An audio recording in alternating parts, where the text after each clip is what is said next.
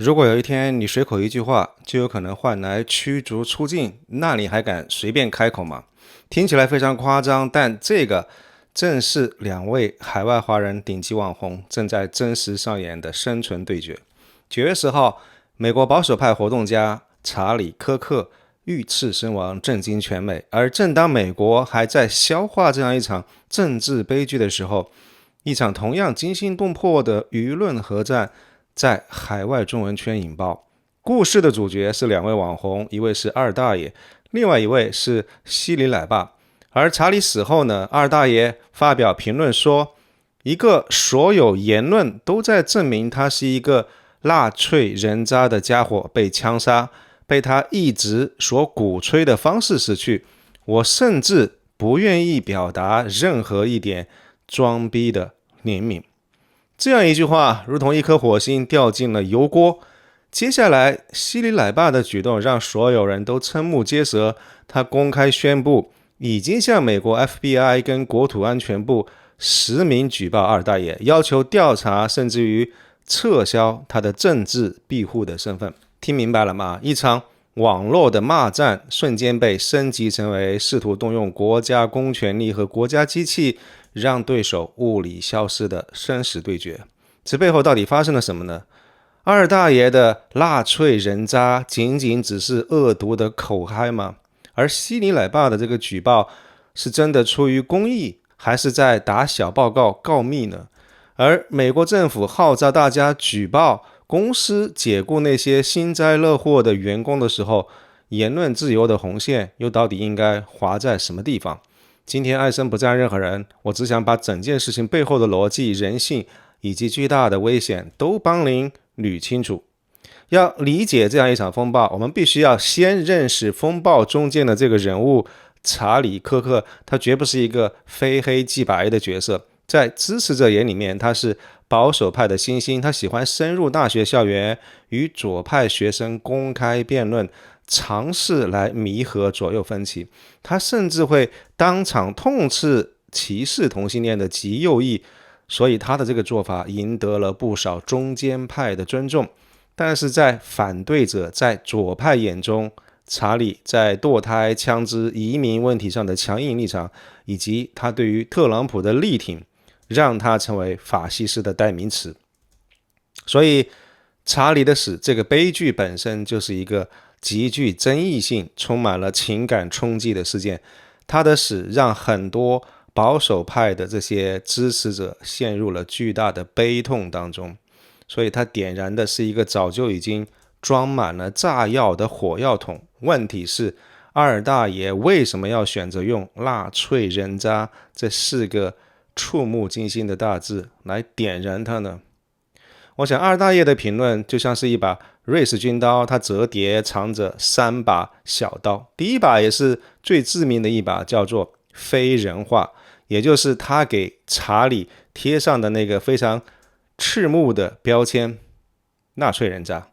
这是一个心理学的名词，也是历史上所有大规模暴行的第一步。非人化，这是一个心理学的名词，也是历史上所有大规模暴动的第一步。它的作用就是把一个原本复杂的有血有肉有温度的人变成是一个抽象的邪恶的符号。当查理他不再是一个丈夫、一个儿子、一个热衷于对话与辩论的人，而只是一个纳粹人渣这个标签的时候，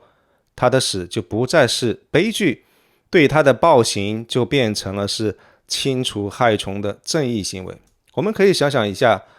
历史上当纳粹屠杀犹太人的时候，称他们为老鼠；卢旺达大屠杀以前，胡图族称图西族为蟑螂。当二大爷用纳粹人渣这个词来给查理贴标签的时候，他启动的就是这么一个最古老也最危险的心理机制，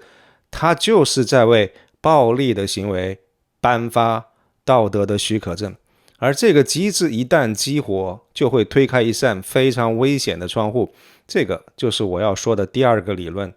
奥弗顿之窗。简单来说，就是社会通常能够接受的观点有限，就像是一扇窗户有一个范围，而二大爷就是要把这个叫做公开庆祝政敌被暗杀这样一种非常不体面、原本完全不能够被社会接受的观点，硬是要拖进这扇窗口里面，硬是要拖到社会可以接受的范围里面。一旦这样一种言论被容忍的话，整个社会的底线就会被拉低，政治暴力就有可能从原本不可想象变成是被选的选项。而二大爷用的第二跟第三把刀，被他鼓吹的方式使去和不愿表达装逼的怜悯，这完美的展示了心理学家班杜拉提出的道德推脱的理论。这个理论解释了一个正常人为什么会为残忍的事情欢呼。班杜拉总结了3个步骤，第一个就是重新包装行为，他把暗杀美化成报应，说是天道好轮回。第二个是推卸责任，他暗示死者是自己作死，凶手只是替天行道。第三个是无视后果，他是完全忽略了受害者的死亡对于受害者的家庭以及对于整个社会的真实的伤害。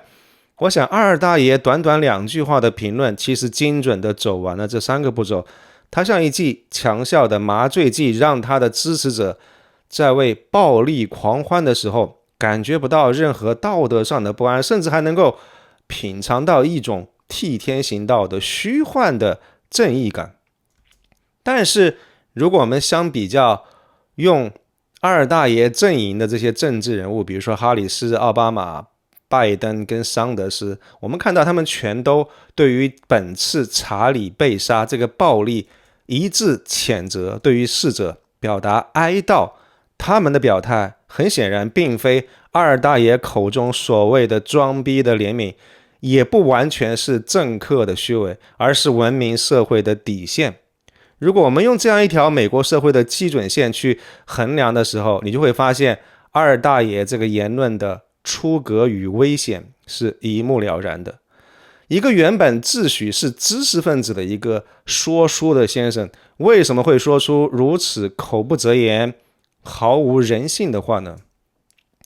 我尝试拼凑他的画像是前体制内的知识分子被迫害的经历，让他对于自己心目当中所谓的正义有洁癖。一个历史爱好者习惯用历史的宏大叙事来审判当下，他怀着乌托邦的梦想来到西方的世界，却被现实式的粉碎。在他眼里，特朗普和特朗普背后的 MAGA 运动就是他最熟悉、最憎恶的历史的幽灵在美国重演。所以当二大爷看到理想的灯塔熄灭，他感到的不仅仅是失望，而是强烈的背叛感。而且我们看到二大爷还并不是唯一一个说出这种极端混账话的人，整个中文的舆论场不止一个大 V 发表了庆祝查理死亡的不当言论。这些人有些是因为油管的成功带来了非常虚幻的优越感，把复杂的政治冲突简化成善恶二元论。他们习惯了用过去熟悉的框架来解读当下的现实，他们没有意识到自己其实还沉浸在对于90年代西方世界的想象当中。他们把右派的纠偏跟左右两派的制衡当作是保守派对于民主的背叛，而不是重新更新自己的认识和自己的模型框架。纳粹人渣这几个字的诅咒，就是这些幻灭的左派看到自己最糟糕的预言成真以后发出的绝望的嘶吼。但是这样一个情况被一个精明的机会主义者从中嗅到了流量的味道。希里奶爸，一个天天喊着反共的人，为什么会用一种最具有文革特色的手段来举报二大爷呢？我们看到的比较搞笑的一个情况，就是澳洲国籍的奶爸向美国的联邦政府来举报，试图让国家机器剥夺二大爷的政治庇护的身份。这个操作精准致命，也让无数人感到不寒而栗。一个原本最该唾弃举报文化的反贼，为什么会如此熟练地拿起了这个武器来针对自己的政敌呢？要理解奶爸的动机，首先要理解保守派支持者的情绪。他们原本就长期以来被二大爷这样一种非常肆无忌惮的、非常侮辱人的一些言论所激怒了。而当他们最敬佩的代表和平理性的查理被暴力杀害，而二大爷还在庆祝，而且出言如此不逊的时候，这样一种愤怒和对于二大爷痛恨的情绪到达了顶峰。更不用说二大爷得罪的其他人，例如说伦系或者是绿营，还不计其数。我想希里奶爸他就是看准了这么一个时机，用政治表演秀的这么一个操作来引导所有二大爷的敌人，把这样一股愤怒的情绪的宣泄为己所用。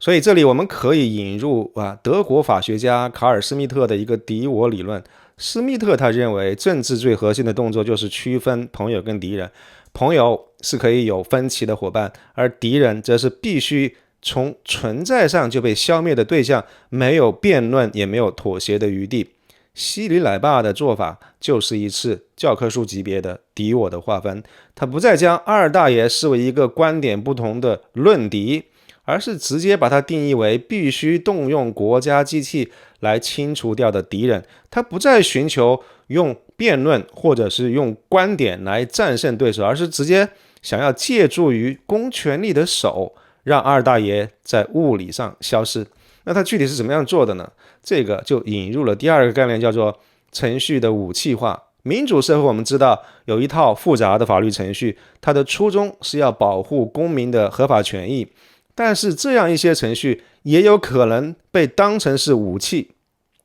希里奶爸他就是非常敏锐地抓住了当下这样一个查理被暗杀导致的一个非常特别的情境底下，美国政府呼吁举报恐怖主义同情者以及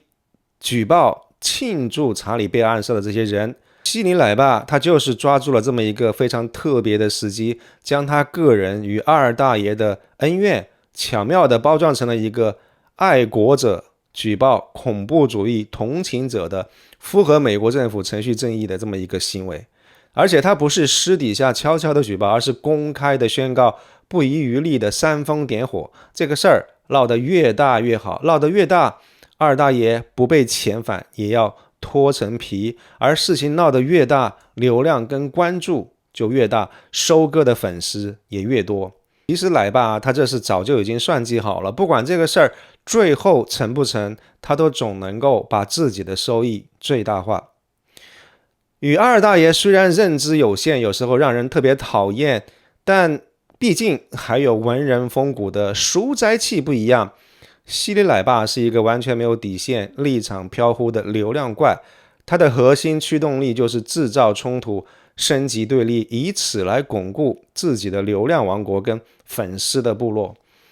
查理的死是保守派圣徒的殉难，而二大爷的评论是送上门来的一个撒旦的角色，而举报这个行为就是他导演的这样一场大戏的最高潮。这个行为本身就是他最得意的最重要的作品。在引爆舆论之后，奶爸他又迅速的切换角色，将自己塑造成一个明知道会被骂死但依然义无反顾的悲情英雄。这样一种在硬汉与非常 low 的丑角之间的自如切换，其实就是顶级的流量玩家的技巧。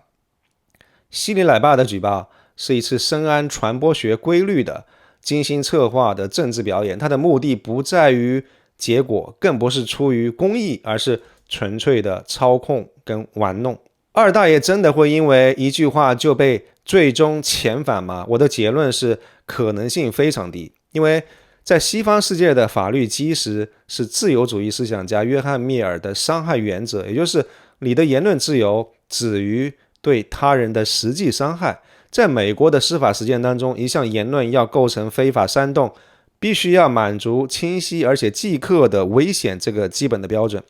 二大爷的言论，它其实是对于一个已经发生的查理被暗杀的事件的评论，虽然从道德上看起来的确是令人厌恶，但这个并不构成法律意义上的煽动，也不构成直接的真实的威胁。所以最有可能的结果就是他会因此受到 FBI 的问询跟调查。我想这件事情本身可能对于他来说就是一个非常严重的事情，本身就是一种程序性的惩罚，因为会耗费他大量的时间、精力和金钱。但仅仅凭借他这个非常出格的对于查理之死的言论，就完全撤销掉他的政治庇护，我觉得这个事情的法律门槛应该也会高到几乎不太可能。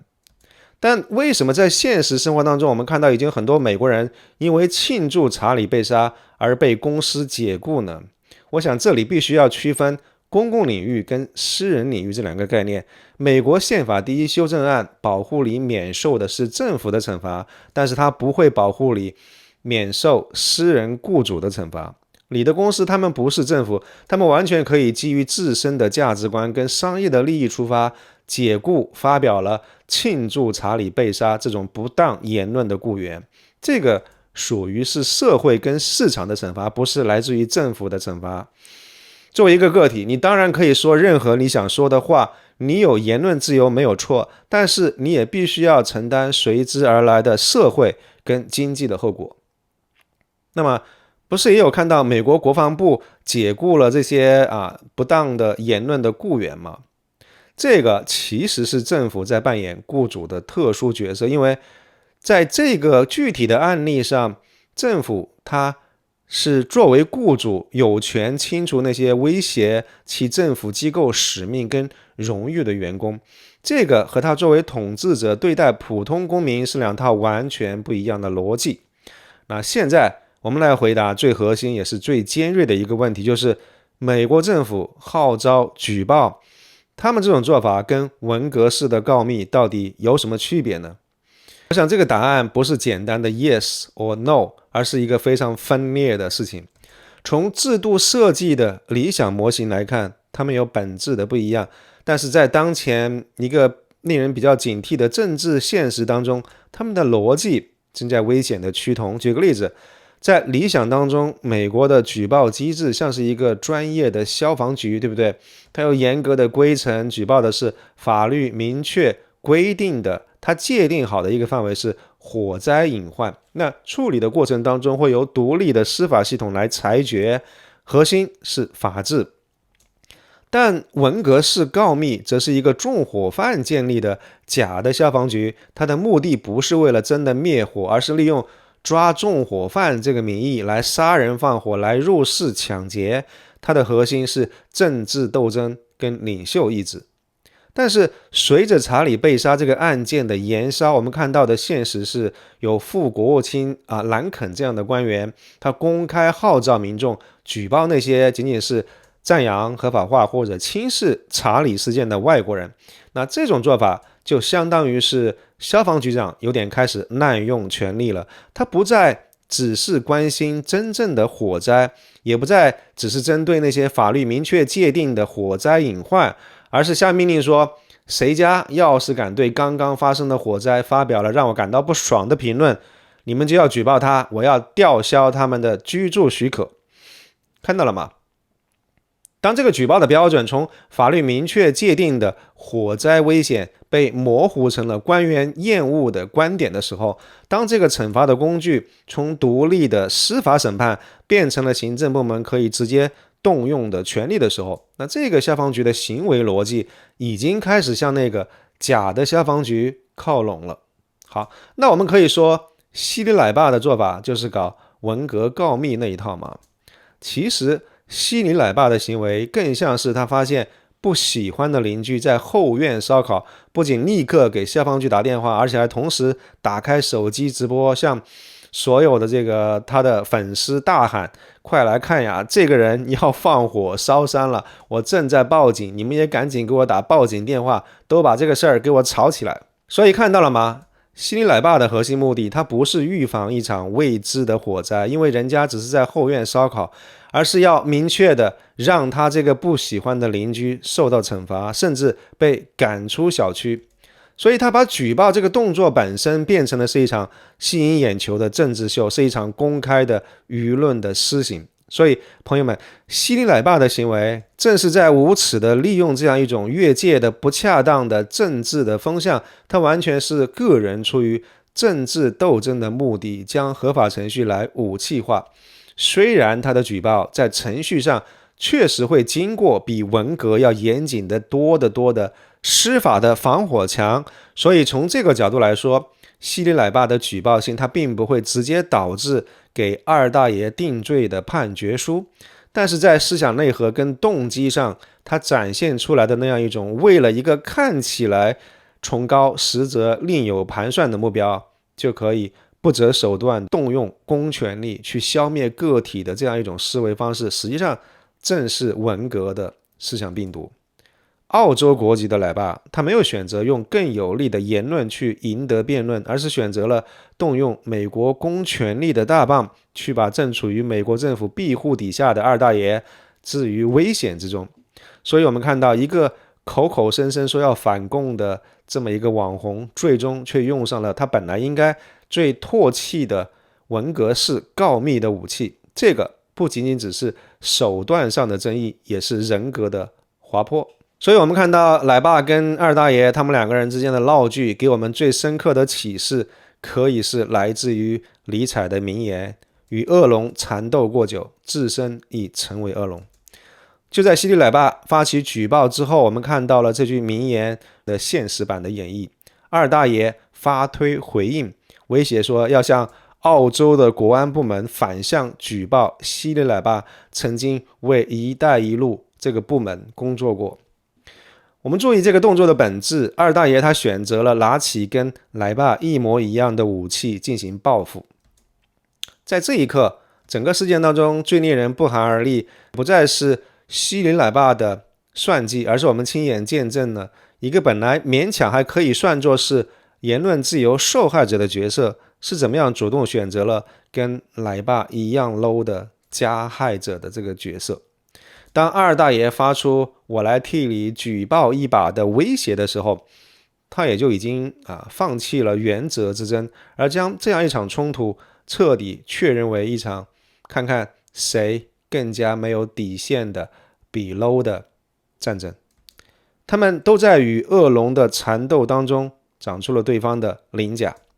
所以这样一场战争实际上是没有赢家的。他给海外华人的社群留下了3道无法愈合的伤口。第一是信任的崩塌，因为如果这样一种举报被常态化，一座人人自危的黑暗森林就会降临在海外的中文互联网。第二个是公共空间的毒化，高质量的思辨会被情绪化的站队所取代，所有人都会加速走向极端。第三是反抗话语的消解，当反抗者用上了他们应该要反对的这些手段的时候，反抗这个词儿跟反贼这个群体本身就已经被玷污了。那说到这个地方，我担心的其实不是某个人，也不是某一次举报，而是整个海外中文的舆论空间正在变得越来越脆弱跟危险。一个极端的评论就能够引爆一场举报大战，一场举报大战就能够把一场简单的口水战从中文圈升级为全网针对海外华人言论的审查跟猎巫，那最终会把所有的海外华人都卷进去，谁都没有办法幸免。如果类似这种模式不断重复不断上演的话，我们最终会失去所有可以正常辩论跟说话的空间，只剩下了互相的审查跟举报。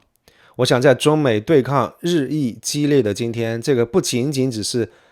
辩论的问题，情绪的问题，更是生存的问题。所以比起来急着站队，也许我们更应该一起来思考，我们应该如何既容纳愤怒又不纵容暴力，我们应该如何让辩论回归辩论，而不是互相毁灭，以及最重要的是如何在自由的世界里面既能够守住言论自由的底线，也能够守住我们彼此之间最基本的人性，最基本的体面。那所有这些问题我没有标准答案，但如果我们今天不去思考，那下一次风暴来临的时候，我们每一个人都有可能被卷入这个不断撕裂的漩涡之中。我是艾森，非常感谢您的收看，祝您有心情愉悦的一天，谢谢。